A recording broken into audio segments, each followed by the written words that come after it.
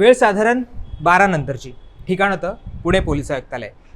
काल कोथरूडमध्ये ज्या पद्धतीनं मुलींना शिवीगाळ करण्यात आली होती, पोलिसांकडनं अरेरावी करण्यात आली होती, त्या विरोधात त्या तरुणी आणि काही सामाजिक कार्यकर्ते हे पुणे पोलीस आयुक्तालयाच्या बाहेर आंदोलन करत होते. त्यांनी ठिय्या मांडला होता. त्यानंतर पोलिसांची या सगळ्या संदर्भात चर्चा झाली. पुण्याचे सहपोलीस आयुक्त हे रात्री तिथे आले. त्यांनी या सगळ्याशी चर्चा केली. त्यावेळेस रोहित पवार असतील, सुजात आंबेडकर असतील, हे सुद्धा नेते तिथे उपस्थित होते. त्यांनी पोलिसांसोबत चर्चा केली. रात्री पोलिसांनी या सगळ्या संदर्भात आम्ही जरा विचार करू, आम्ही जरा याची माहिती घेतो असं म्हटलं आणि त्यानंतर तुम्हाला या संदर्भात गुन्हा दाखल होऊ शकतो की नाही होऊ शकत या सगळ्या संदर्भातली माहिती देतो असं म्हटलं होतं. काही वेळाने पोलीस आले. त्यांनी त्यांच्यासोबत एक पत्र आणलं होतं. ते पत्र त्यांनी वाचून दाखवलं आणि त्याच्यामध्ये अशा कुठल्याही पद्धतीचा गुन्हा दाखल करता येणार नाही किंवा आम्ही करू शकत नाही असं थेट म्हणाले. आणि त्यानंतर ज्या मुली दिवसभरापासून पोलीस आयुक्तालयाच्या बाहेर आशेने बसल्या होत्या की या सगळ्या संदर्भात त्यांना न्याय मिळेल, त्यांचं म्हणणं कुठेतरी ऐकून घेतलं जाईल, या सगळ्यावर पाणी फिरलं. त्यानंतर सुद्धा काही काळ त्या तिथे आंदोलन करत होत्या. तिथेच आयुक्तालयामध्ये त्यांनी ठिय्या मांडला होता.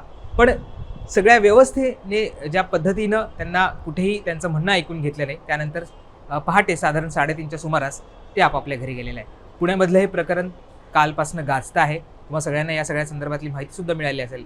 पुण्यातल्या कोथरूड भागामध्ये नोकरी करणाऱ्या काही तरुणी एका रूममध्ये राहतात. त्यांची एक मैत्रीण आहे जी सामाजिक काम करते. तिच्या एका मैत्रिणीला सासरी छळ होत होता. संभाजीनगरची मैत्रीण आहे, तिथे तिचा छळ होत होता आणि त्यानंतर ती जी मैत्रीण आहे ती पुण्यामध्ये आली होती.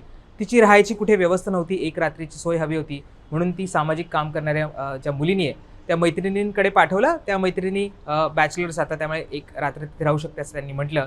ती मुलगी त्यांच्याकडे राहिली. त्यानंतर सकाळी उठून ती तिच्या कामाला गेली. तिला नंतर शेल्टर होममध्ये सुद्धा पाठवण्यात आलं. पण त्यानंतर संभाजीनगरचे काही पोलीस आणि पुण्यातल्या कोथरूड पोलीस स्टेशनचे काही पोलीस, ज्यामध्ये महिला अधिकारी सुद्धा होते, त्या मुलींच्या घरी आल्या.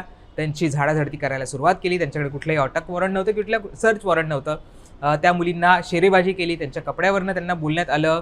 त्या कपडे बदलत असताना तिथे महिला पोलीस आल्या. आम्ही सुद्धा महिला आहोत, काही फरक नाही पडत, तुम्ही शॉर्ट्स घालता, त्याच्यावरनं त्यांना बोलायला सुरुवात केली. त्यानंतर त्यांना कोथरूड पोलीस स्टेशनमध्ये घेऊन जाण्यात आलं, जिथे आरोपींची चौकशी केली जाते. तिथे त्यांना घेऊन जाण्यात आलं आणि तिथे त्यांना एक प्रकारे जातीवाचक बोललं गेलं, त्यांच्या कपड्यांवरनं बोललं गेलं, त्यांना अनेक पद्धतीची दूषणं लावण्यात आली होती. एक प्रकारे त्यांचं कॅरेक्टर असेसमेंट करण्यात आलं.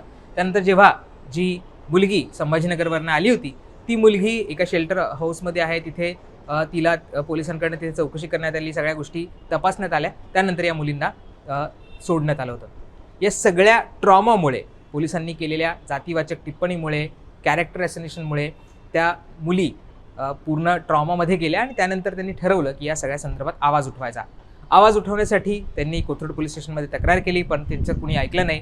त्यानंतर त्यांनी पोलीस आयुक्तालयामध्ये जाण्याचा निर्णय घेतला. काल दिवसभर ते पुणे पोलीस आयुक्तालयामध्ये होते. त्यांनी त्यांचं म्हणणं मांडायचा प्रयत्न केला. पोलिसांनी त्यांचं म्हणणं ऐकलं, पण कुठेही FIR दाखल करून घेतला नाही. पोलिसांचं म्हणणं आहे आम्हाला या सगळ्या संदर्भात चौकशी करायची आणि त्यानंतर तथ्य आढळल्यास आम्ही याच्यावर कारवाई करू.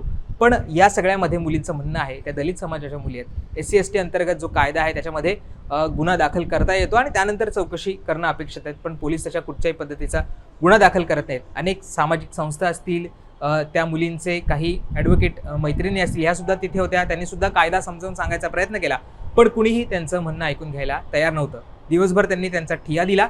त्यानंतर वंचित बहुजन आघाडीचे कार्यकर्ते सुद्धा आले, त्यांनी सुद्धा आंदोलन केलं. रोहित पवार सुद्धा त्यांच्या कार्यकर्त्यांसोबत आले. त्यांनी सुद्धा महिलांचं, त्या मुलींचं म्हणणं ऐकून घेतलं. त्यानंतर जेव्हा सहपोलीस आयुक्त यांच्या केबिनमध्ये या सगळ्या संदर्भातली चर्चा आली, त्यावेळेस सुद्धा रोहित पवार असतील, सुजात आंबेडकर असतील, अंजली आंबेडकर असतील, या तिथे उपस्थित होत्या. अनेक वेगवेगळ्या संघटनांचे कार्यकर्ते तिथे उपस्थित होते.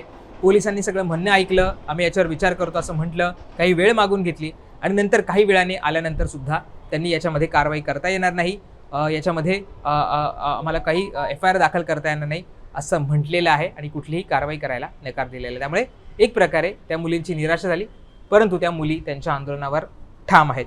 आता या सगळ्यानंतर आपण बघितलं तर प्रकाश आंबेडकरांनी सुद्धा या सगळ्या संदर्भात ट्विट केलेलं आहे. साधारण रात्री 1:17 आंबेडकरांनी हे ट्विट केलेलं आहे आणि प्रकाश आंबेडकर त्यांच्या ट्विटमध्ये काय म्हणतात ते पण पाहूयात. त्यांचं असं म्हणणं आहे, पुणे पोलीस आयुक्तालयातील वरिष्ठ अधिकाऱ्यांना अजूनही ॲट्रॉसिटी कायद्याचं महत्त्व, पीडित महिलांचा त्रास समजत नाहीये. गेल्या 15 तासांपासून पीडित तरुणी पोलीस आयुक्तालयात FIR नोंदवावी म्हणून लढताय, तरीसुद्धा पोलीस प्रशासन गुन्हा नोंदवायला तयार नाहीये. पोलिसांना एवढी भीती कशाची? पोलीस आरोपींना पाठीशी का घालतायत? सर्वोच्च न्यायालयाचे स्पष्ट आदेश असताना पुणे पोलीस आरोपींना पाठीशी का घालताय? आंदोलनकर्त्यांनी प्रश्न विचारल्यावर पळ काढणं हे पुणे पोलिसांचं अपयश आहे.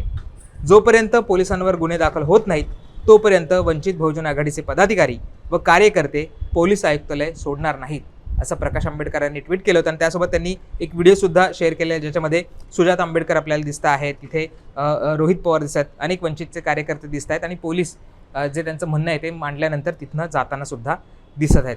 रोहित पवारांनी सुद्धा याच्या सगळ्या संदर्भात एक त्यांनी पोस्ट लिहिली आहे. आज सकाळीच त्यांनी ही पोस्ट लिहिली आहे आणि त्याच्यामध्ये असं म्हणतायत की सत्तेची मस्ती चढल्याने निर्ढावलेल्या राज्यकर्त्यांच्या दबावात येऊन काम करणाऱ्या सरकारी यंत्रणाही निर्ढावतात. अशा यंत्रणांचा सर्वाधिक फटका हा सर्वसामान्यांना आणि दीनदुबळ्यांना बसतो. तसाच काहीसा प्रकार 3 युवतींच्या बाबतीत घडला.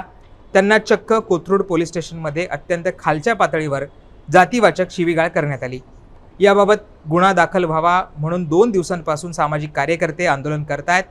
काल रात्री मी स्वतः तसेच अंजलीताई आंबेडकर, प्रशांतदादा जगताप, सुजात आंबेडकर, अनेक सामाजिक कार्यकर्ते, वंचित, काँग्रेस, राष्ट्रवादीचे कार्यकर्ते रात्री 3 वाजेपर्यंत पुणे पोलीस आयुक्तालयात ठाण मांडून बसलो.